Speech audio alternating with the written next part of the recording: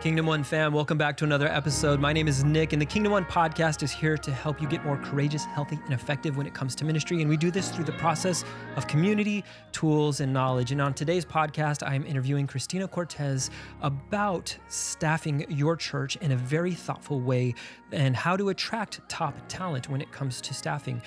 Today's podcast is sponsored by sparkstaffing.co. Spark Staffing is the way to go when you have to look for your next ministry hire.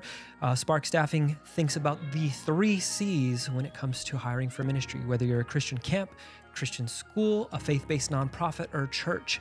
Calling, culture, and chemistry are the 3 C's that you should be thinking through to add people to your team who are not only going to bring life to your team, who are not only going to add value, but they are going to make sure that the mission and the vision of your organization moves forward. You can do that by posting your jobs at sparkstaffing.co. Today, if you are a candidate and you are thinking about transitioning into ministry, or you're praying through a transition from one ministry and you don't know what's next, visit sparkstaffing.co/jobs to see all the jobs on the board. Here's my interview with Kristina Cortez as we talk through hiring for ministries and the best practices.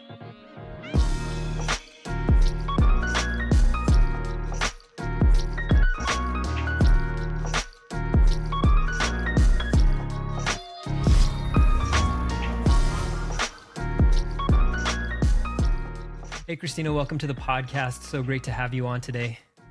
Thanks so much. I'm super excited to join you guys. Yeah, it's really awesome to chat through staffing. I know that's one of your expertise. It's one of your niches. And so I want to let the audience know, how did you get into HR? How did you get into staffing specifically? Where were you and how did that all transcribe? Yeah, so I think it's funny in staffing or even HR spaces, sometimes you'll hear people, kind of like falling into it. Like you kind of start in a role and it kind of evolves in that space. And that's kind of what happened to me. Years ago, I kind of was hired more for just like admin type work. And then obviously that kind of evolved into, HR generalist type work and in a few different areas. My staffing background came from Marketplace. I actually started in the medical field at a hospital.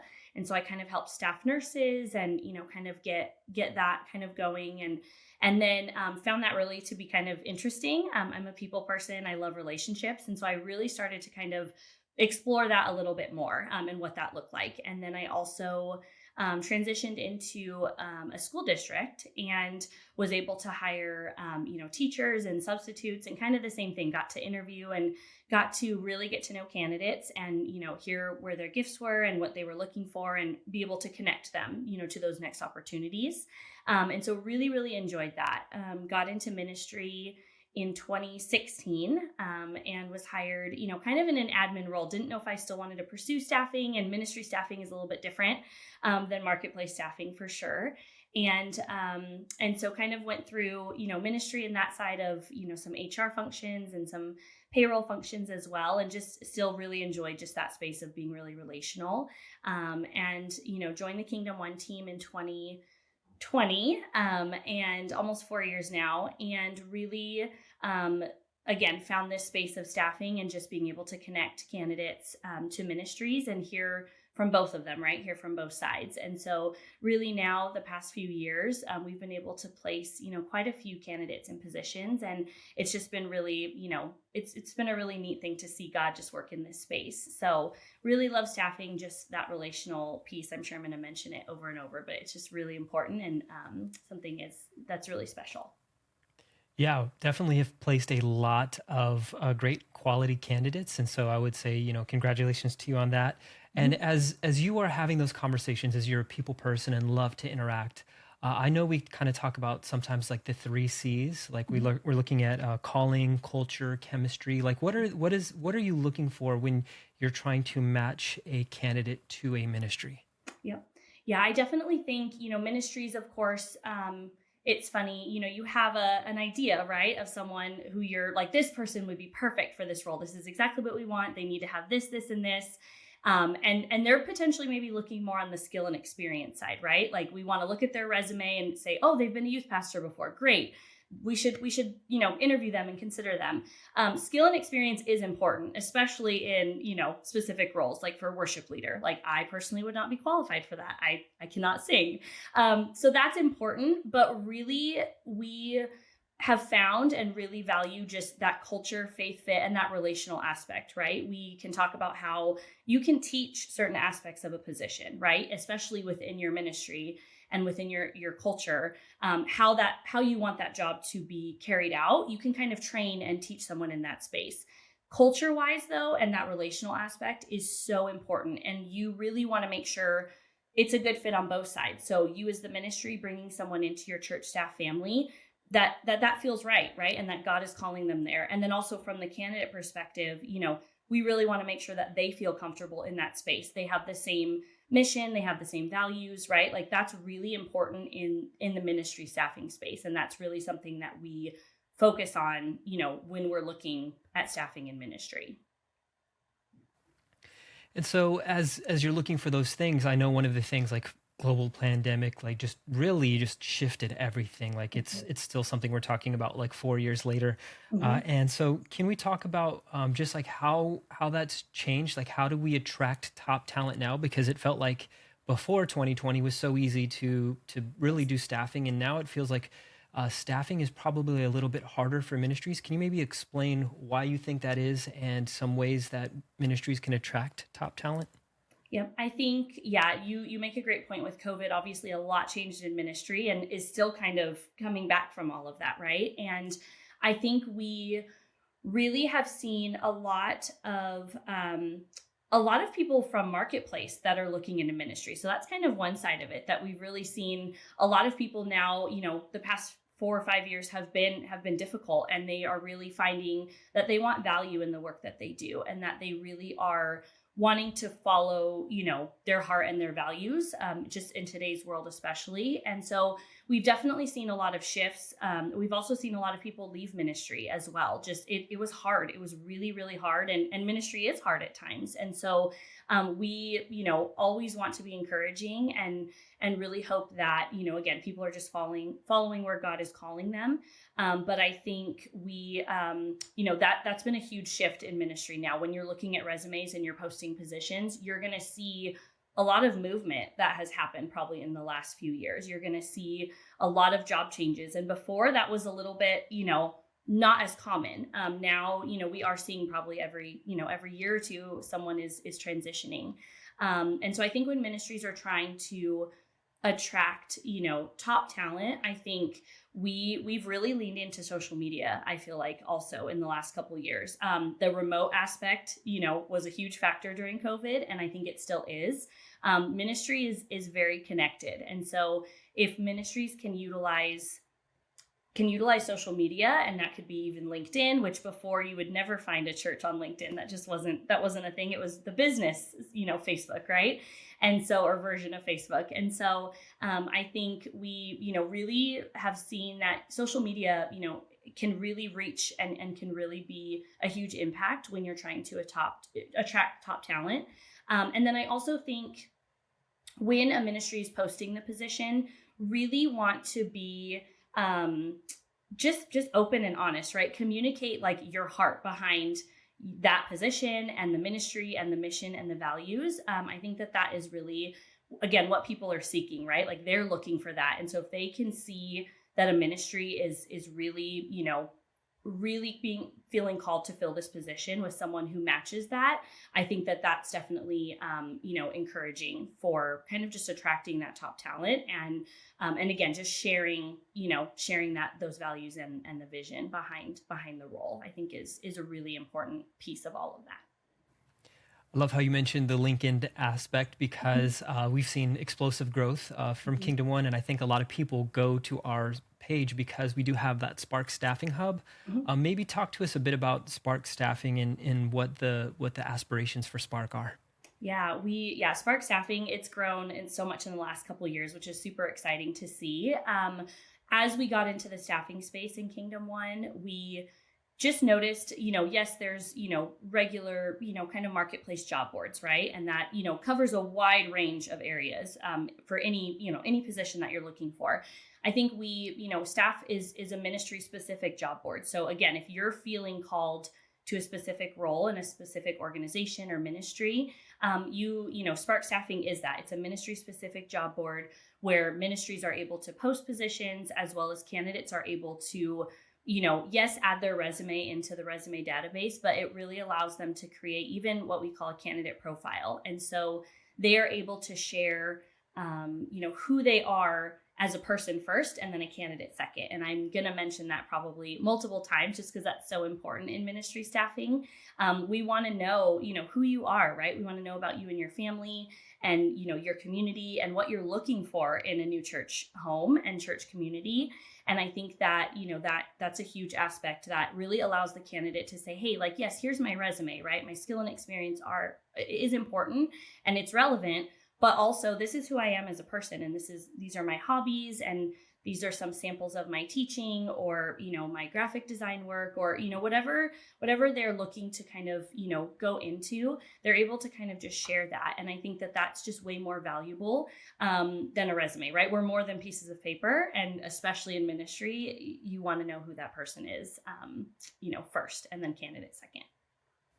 I love that, how it kind of reminds me of this book. It's called Show Your Work by Austin Kleon. And it's really like what you just talked about is like, that's great for candidates to show their work, to put out, their videos and their designs, and the work that they've completed is like either business admins or HR professionals. And so I think that's really one of the strong selling points of Spark Staffing.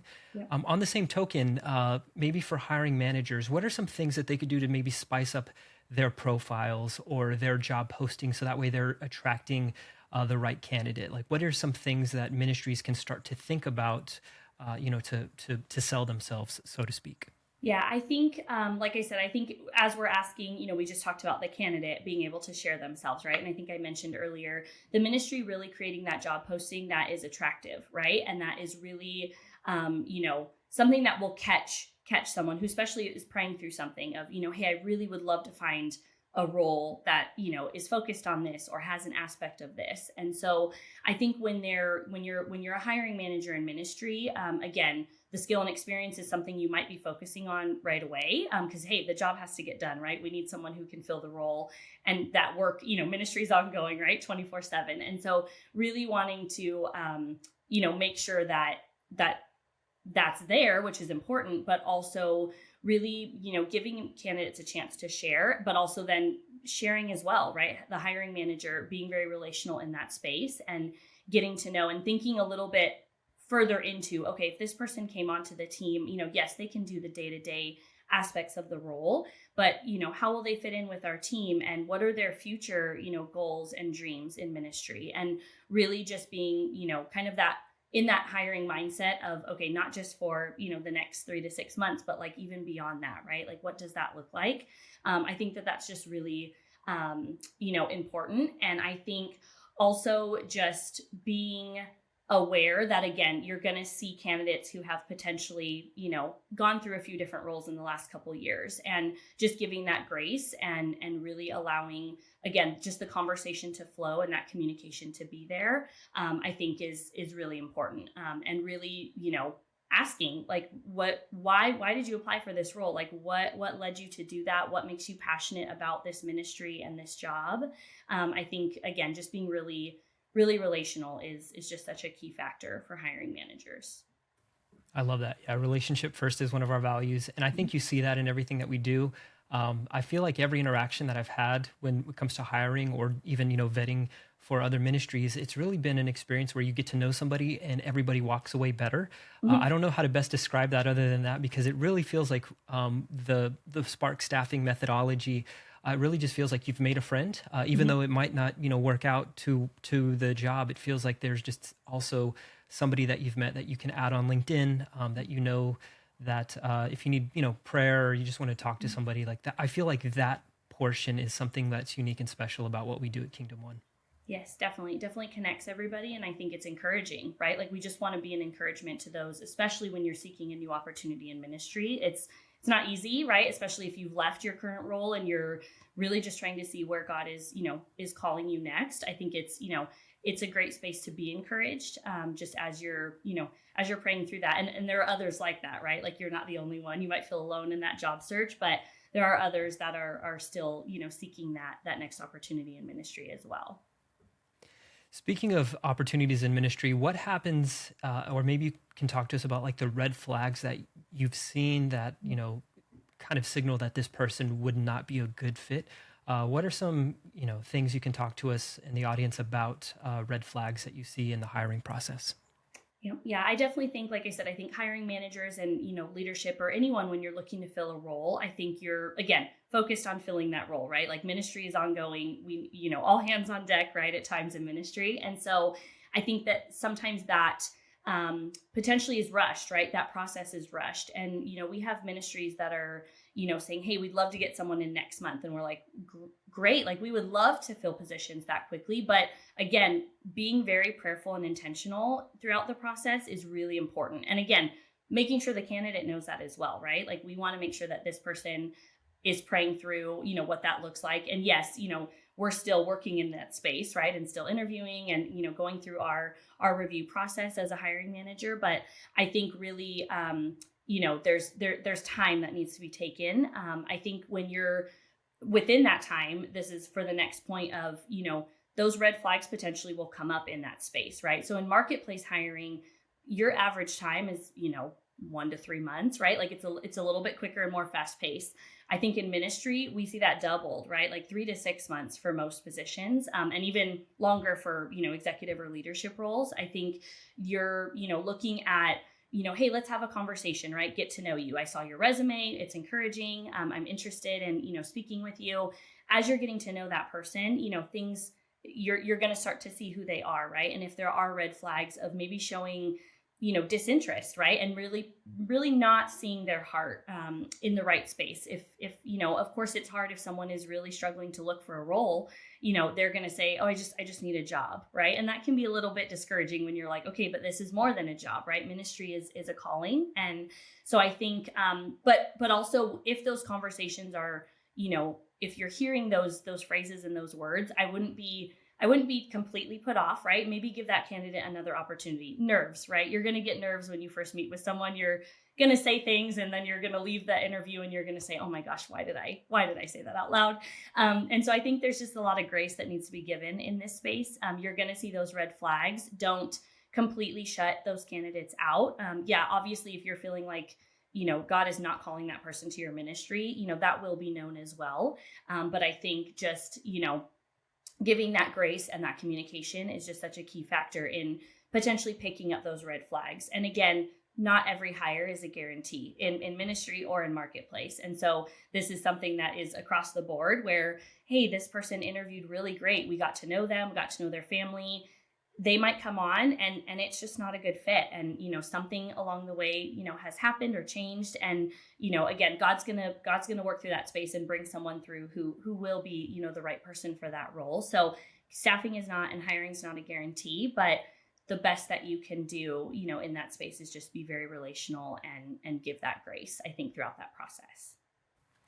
I love how you talked about timeframes and how you kind of set the expectation 3 to 6 months, but even longer for like when you said executives or even pastoral candidates. Can you maybe talk about like why the pastoral and executive leadership teams are different from a regular hire and why that has a little bit higher stakes in hiring than maybe just an employee? Yeah, definitely. So, we've done a few leadership and executive, level positions, and we've been able to place a few candidates in those roles. And it did take, probably almost, 6 to 9 months easily, right, for those roles. And usually when a ministry is looking for an executive or a leadership position, there's a lot of weight to that, right? Like and again, not to say that role is more important than others in any way, but the impact that role, has on a variety of different areas within that organization is important. And so if you're looking for executive director or a lead pastor, you're really going to want to take that time, even though, yes, maybe you would really love to get someone in sooner, right? The congregation is feeling, hey, where's that lead pastor for us? Just as an example, I think that the time that is given is really important and very valuable. I think you're, again, not going to have that unicorn candidate. They're very rare to check everything off the list for you. But I think, really just being intentional and prayerful is really what we share with ministries as well as with candidates. Most of the time, ministries do feel the weight of those roles, and they do know that it potentially is going to take a little bit of time. Of course, everyone will say, they want the right person for the role in the beginning of a search, and it gets a little bit hard if it does go 3 to 6 months. But I think just keep continuing to pray and trust that God is going to bring that right person forward in his perfect timing and not ours, is something that we have to remind ourselves of. And I think just when you're looking to hire, for those roles specifically, I think just that communication piece and those expectations, right? Hey, here's what our process is. I think that when you're sharing that with stronger candidates, I think that goes a long way. That's encouraging to them that, hey, yes, I would love to have a job next month, but also really want to make sure that this is a good fit and for the long term, right, of what those goals are for that candidate as well as that ministry. And so I think just communicating the process with them of, hey, this is what our process looks like and potentially is a little bit long. We find value in that though, and that's really important. Awesome. Last question for you is maybe shifting gears a bit to thinking about somebody who wants to get into the ministry space. What are a couple of things that they can do to the resume? Maybe they don't have any ministry experience but want to get in. What are some things that they can do in order to still look good to potential ministries who are hiring? Yep, I definitely think we're coming in this space, like I said, where a lot of people from marketplace are looking into ministry or nonprofit spaces, and so I think that on your resume, usually you don't put your volunteer ministry experience on there, right? Like in marketplace, that's not something that is known. If that's a need where you are just searching for your next role, not sure if God's calling you to marketplace or ministry, I suggest 2 different resumes, right? Like you can have a more marketplace professional, if you want to say, resume, but then also a ministry specific resume to really be able to highlight and share what you've done in ministry and what you hope to do in ministry as well. I think obviously any candidate who's able to just say that they have in some capacity volunteered or, been exposed to ministry, I think is really important. It's encouraging for ministries to see that. I think, your heart can be in the right space of, hey, I would love to do that, but we really would want to know what you think of that, right? And if you've been in those roles, if you've served in kids ministry or served, as a barista, right? Like how you might work at Starbucks, but working in ministry as a barista is a little bit different, right? And so you can bring those skills with you, but really it's encouraging for ministries to see candidates who have experience and exposure in those places. I think, and that also is obviously helpful to the candidate, just understanding how those environments work, right? And what that looks like. And if they're able to, kind of transition those skills into a ministry role. So I think just kind of sharing that and having that exposure is really important and encouraging on both sides for ministry and candidate. I find that fascinating that you say, and this is really good. I would have never thought of this, is telling, that hiring person what you would want to accomplish and what you hope to accomplish. That's very, very strategic. And so that's a great point right there when it comes to, if you don't have that ministry experience, what you hope to gain and hope to provide to that ministry. Yep.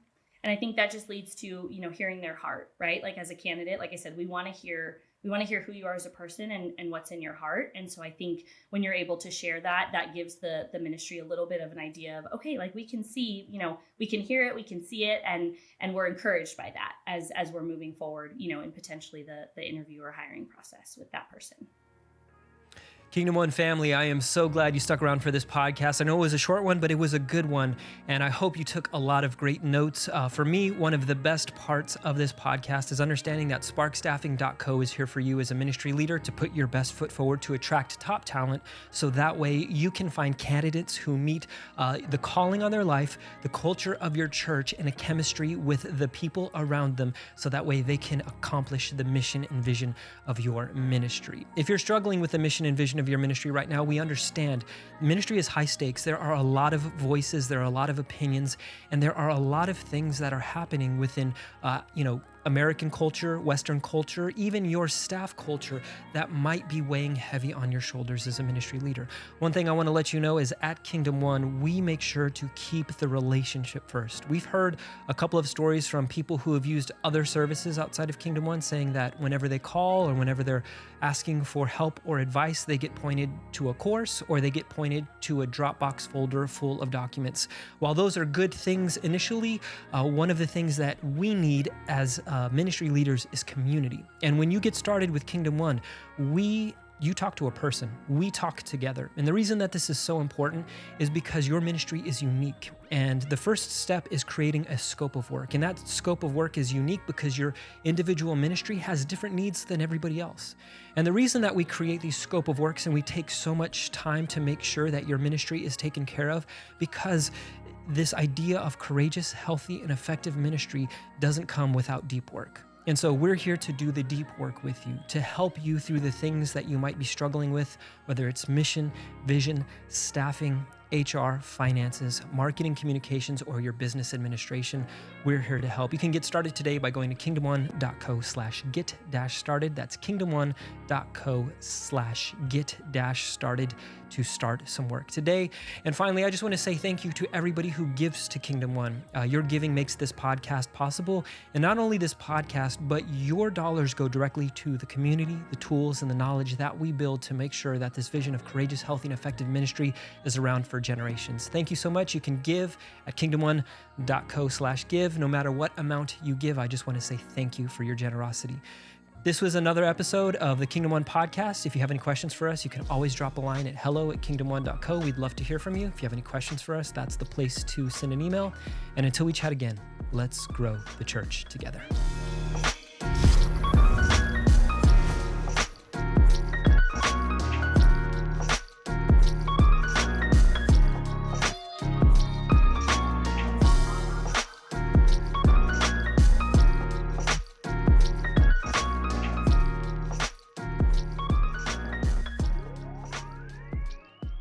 Check it.